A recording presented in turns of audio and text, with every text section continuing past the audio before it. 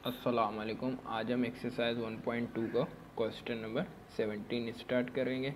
Question number 17, question number 18 और 19 ये बहुत ज़्यादा इम्पोर्टेंट है और हर साल ये पेपर में इनमें से एक सवाल आता है। तो आप इनको देखें, हम एक 17 समझा देंगे तो 18 19 भी बिल्कुल इसी तरह होंगे। तो आप उनको खुद करें, खुद कोशिश करेंगे तो आप लोग जल्दी सीख लेंगे। तो देखिए, आपको दो सेट दिए गए, ए सेट भी दिया गया। ए सेट आपके पास क्या 1 2 3 4 एंड बी सेट आपको क्या दिए गए 2 4 6 8। तो हमने यहाँ पे इनको लिख लिया है।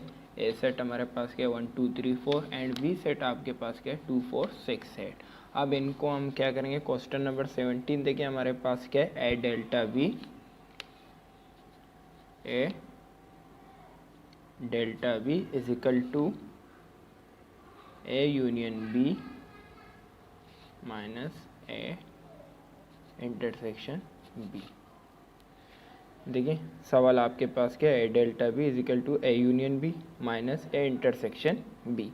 अब ये सॉल्व किस तरह होगा, अब देखिए इसके सॉल्व करने का तरीका देख लें।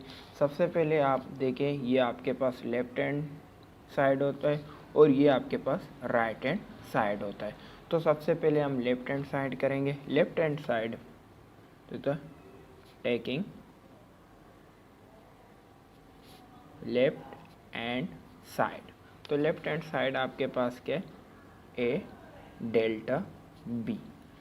तो ए का सेट आपको दिया गया, ए का सेट आपके पास क्या है 1 2 3 4 डेल्टा।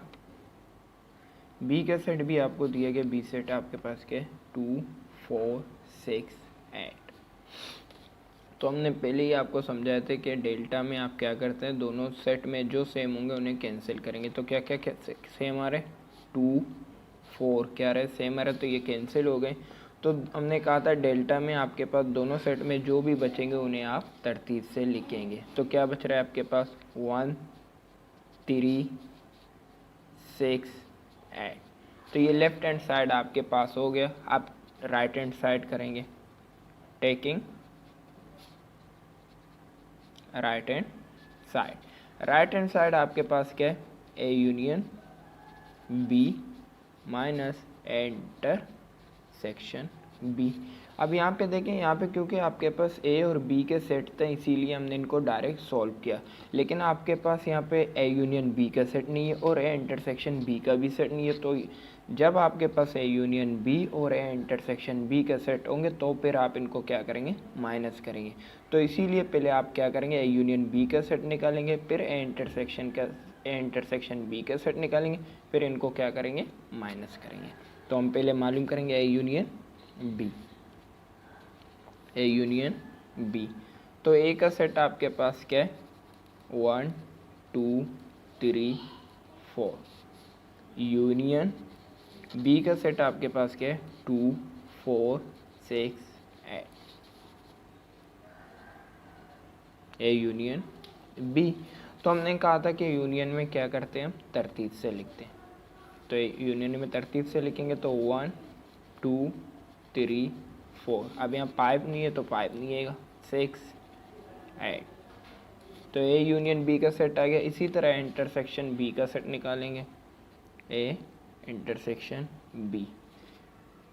तो इंटरसेक्शन बी ए का सेट लिखेंगे पहले 1 2 3 4 इंटरसेक्शन। अब बी का सेट आपके पास क्या है 2 4 6 8।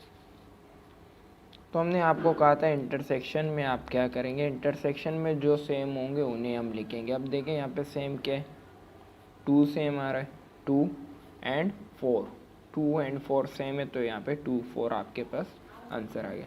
ए यूनियन बी आ गया, ए इंटरसेक्शन बी का भी सेट आ गया। तो इन दोनों को आप क्या करेंगे, माइनस करेंगे इन दोनों सेट को। A union B, A intersection B. A union B का आंसर आपके पास क्या आ रहा है, देखिए ए यूनियन बी का सेट आपने मालूम किया, ए यूनियन बी का सेट आपके पास क्या गया 1 2 3 4 6 8 माइनस ए इंटरसेक्शन बी का आपके पास सेट क्या गया 2 4। सही है।